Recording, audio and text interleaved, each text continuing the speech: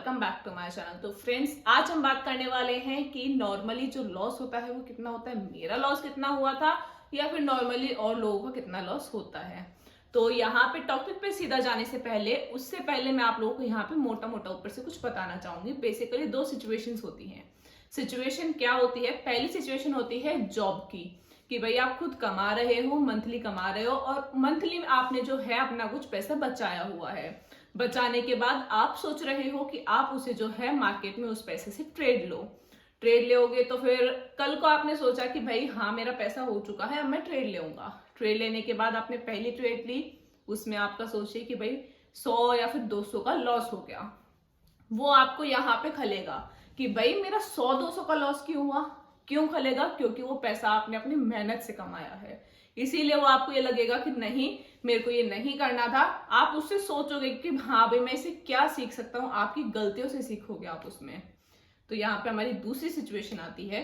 दूसरी सिचुएशन क्या आती है कि आप जो है आपने अपने पापा से पैसे लिए हैं या फिर किसी भी रिलेटिव से लिए हैं। क्यों लिए हैं? क्योंकि आप जॉब नहीं कर रहे, या तो आप कॉलेज लाइफ में हो या फिर आपने 12th की है, अभी ऐसा कुछ है, तो आप पैसे लोगे दूसरे से पैसे लोगे। वही अगर आपका 100 रुपए का लॉस होता है तो आपको इतना दर्द नहीं होगा। क्यों नहीं होगा? क्योंकि आप लोगों को पता ही नहीं है कि वो पैसा आया कहाँ से है, कहाँ गया है, नहीं पता। खलेगा कि हाँ हमारा पैसा गया है, लेकिन उतना नहीं जितना पहले वाली सिचुएशन में था कि जहां आप खुद कमा रहे हो और फिर इन्वेस्ट कर रहे हो।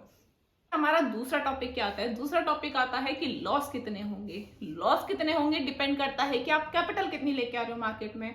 सपोज कीजिए कि आपने मार्केट में 5000 कैपिटल के साथ एंट्री की है, तो 5000 तो आपका लॉस में जाएगा, लेकिन उसमें आपको सीखने को मिलेगा। वहीं अगर आप 1 लाख कैपिटल लेके आते हो तो 1 लाख लॉस में जाएगा, उसमें भी सीखने को मिलेगा। सीखने में हमें दोनों चीजें आ रही हैं। 1 लाख में भी वही सीखने को मिलेगा जो 5000 में सीखने को मिलेगा। तो हमें क्या करना है? हमें छोटी कैपिटल के साथ एंट्री करनी है। तो अब यहाँ पे हमें सीखने को क्या मिलेगा? नॉलेज के बारे में अगर हम देखें तो नॉलेज जो है वो हमारी आती है पोजीशन साइजिंग की, कि भाई हमें यही नहीं पता है कि हम कितनी क्वांटिटी लेंगे तो हमें क्या आएगा मार्केट में, कुछ नहीं पता लगेगा। तो हमें जो है चीज यही देखनी है कि कैसे जो है हम हमारी कैपिटल को मैनेज कर सकते हैं। रिस्क रिवॉर्ड को ध्यान में कैसे रखेंगे हम, कि भाई कैपिटल कैसी है, तो वो चीजें हमें सीखनी है। उसके बाद क्या आता है? उसके बाद जो टॉपिक आता है वो आता है कि भाई नॉर्मली लॉस कितना होता है लोगों का।